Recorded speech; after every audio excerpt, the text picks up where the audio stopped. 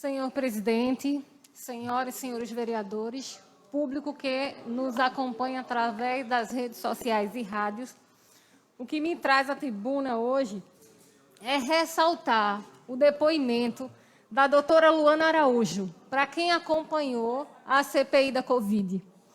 Impressionante foi o depoimento daquela mulher. Diria que a todos que vêm acompanhando, foi o melhor depoimento que eu ouvi até hoje.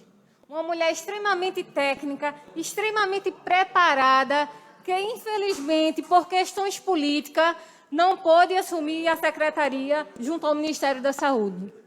Mas uma mulher de uma sensibilidade tremenda e que falou exatamente um trecho que eu vou parafrasear aqui, que eu venho dizendo aqui nessa casa a respeito dos ACS. Ela, em sua fala, fez questão de enaltecer a figura dos agentes comunitários de saúde.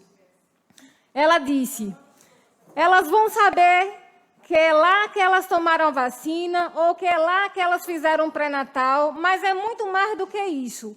Eu queria deixar aqui, então, portanto, uma saudação especial aos agentes comunitários de saúde, que são categoria profissional extremamente desvalorizada dentro do serviço de saúde e que deveriam receber o exato oposto desse relacionamento. Eles deveriam ser exaltados e aproveitados.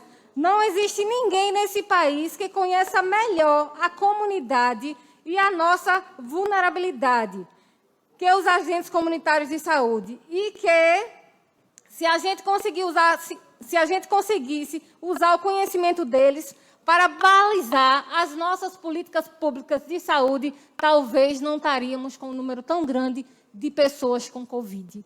Olhe, a mulher é uma sumidade, uma mulher extremamente competente. Me senti representada, muito orgulhosa da classe feminina através da doutora Luana Araújo. Mas que, infelizmente, por ser técnica, irmão Mário, ela não foi aceita, ela não passou no gabinete das nomeações. Mas deu a sua contribuição agora na CPI da Covid, falando o que realmente importa aos brasileiros ouvir, a importância da precaução, dos protocolos de saúde e o que realmente podemos fazer. E ainda ressaltando a importância dessa grande classe, os ACS. Então, essa mulher, eu só tenho a parabenizar e dizer que me sinto muito representada por doutora Luana Araújo.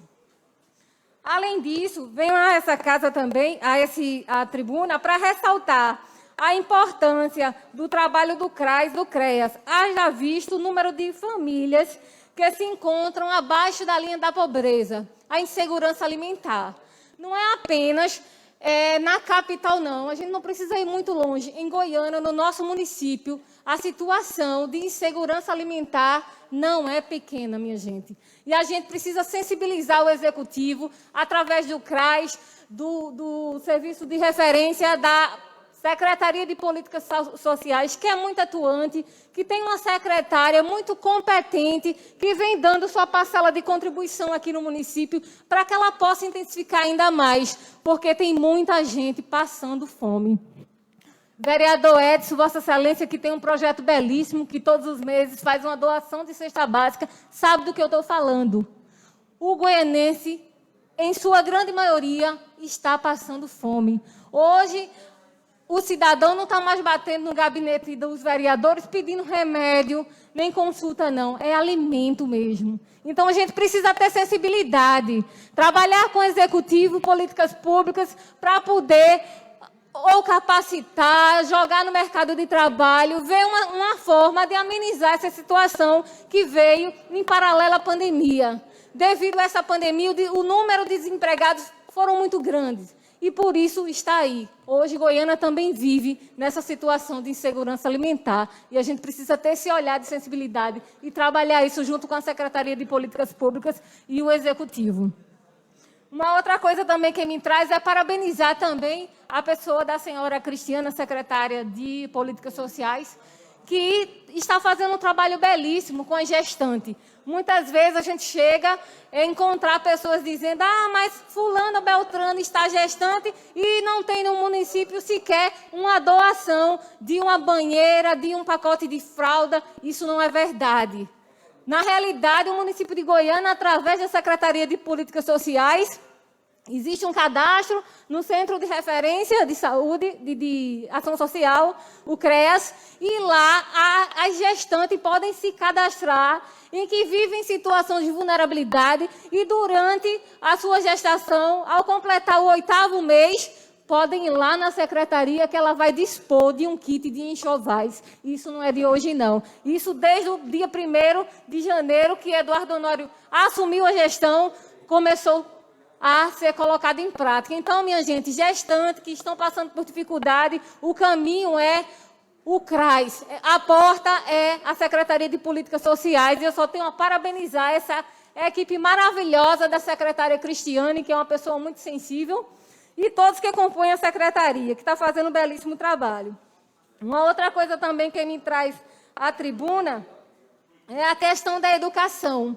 A gente sabe que, devido à pandemia, as aulas estão acontecendo de forma remota. E isso me preocupa muito, porque, além da insegurança alimentar, a gente sabe que, muitas vezes, as famílias não têm condições de custear o pagamento de um boleto de uma internet.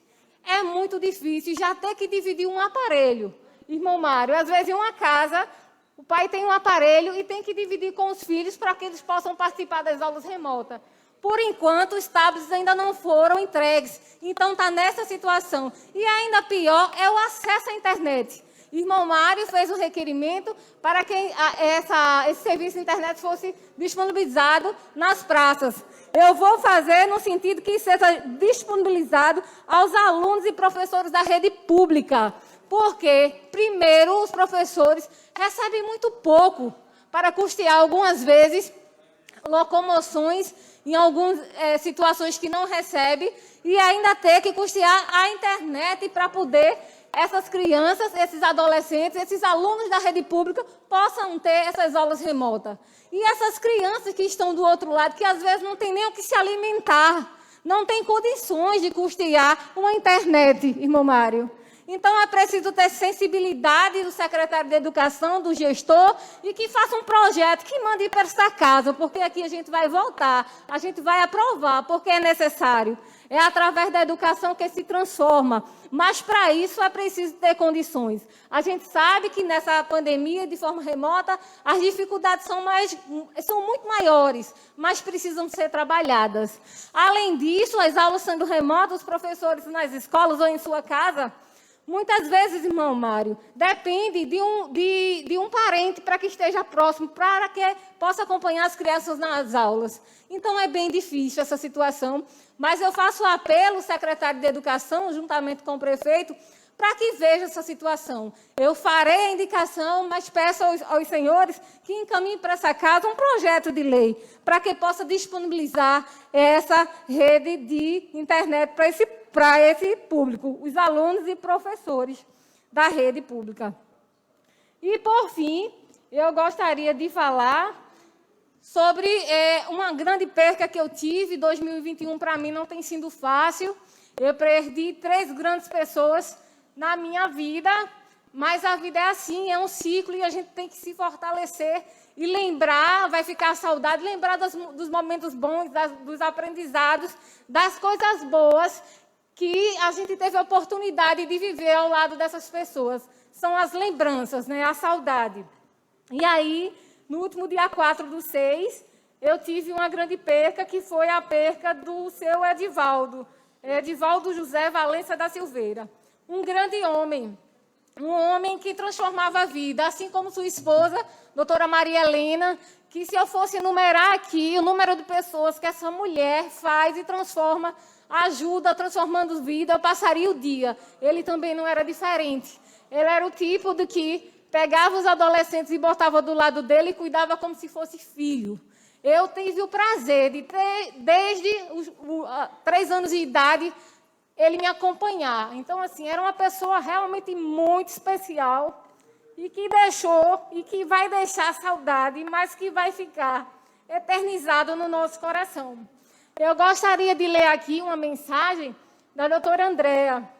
A doutora Andréa é uma das filhas dele, a filha mais velha. Na realidade, o senhor Edivaldo José Valença da Silveira nascido em 16 de 1 de 1948, esposo de Maria Helena Rodrigues da Silveira, filhos Dr. Leonardo Rodrigues da Silveira, Edivaldo Rodrigues da Silveira Júnior, doutora Andréa Rodrigues da Silveira, doutora Adriana Helena Rodrigues da Silveira, filho de Valfredo Silvino da Silveira, de Maria Emília Valença da Silveira, irmã da ex-secretária de Educação, doutora senhora Edjanete, dona Enilda, dona Elaine, professora Elsa, enfim, uma família muito conhecida em Goiânia.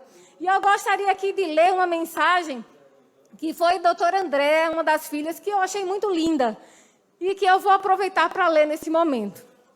Doutora Andréa escreveu para ele: ao lado desse homem simples que Deus me presenteou como pai, pude viver um lindo e verdadeiro amor. Seu espírito alegre e festivo me ensinou que a vida, além de ser vivida, precisa ser celebrada e festejada. Seu exemplo sempre me mostrou que a palavra dada vale mais que qualquer documento assinado. Meu pai, meu amigo, meu cúmplice, meu dançarino, meu companheiro de aventuras. O que me confortará é saber que o céu está em festa com sua chegada e que os anjos, os quais aqui na terra chamava de mãe, pai, irmã e netos, estão hoje ao seu lado. Te devolvemos a Deus, pois somos todos extremamente estrangeiros nessa terra. Agradeço aos parentes, amigos que estiveram ao nosso lado, a presença ou em oração, suavizando a dor desse momento. Seu Edivaldo foi um grande homem que vai ficar eternizado nos nossos corações. Mas eu também gostaria de ler uma poesia de Cora Coralina, que é uma poesia que fala muito e que eu digo que me faz lembrar seu Edivaldo. A poesia diz o seguinte: saber viver. Não sei se a vida é curta ou longa demais para nós, mas sei que nada do que vivemos tem sentido se não tocarmos o coração das pessoas. Muitas vezes, basta ser colo que acolhe, braço que envolve, palavra que conforta, silêncio que respeita, alegria que contagia, lágrima que corre, olhar que acaricia, desejo que sacia, amor que promove. E isso não é coisa de outro mundo, é o que se dá sentido à vida, é o que faz com que ela não seja nem curta nem longa demais, mas que seja intensa, verdadeira, pura, enquanto durar. E seu Edivaldo era isso, era a simplicidade, era o amor.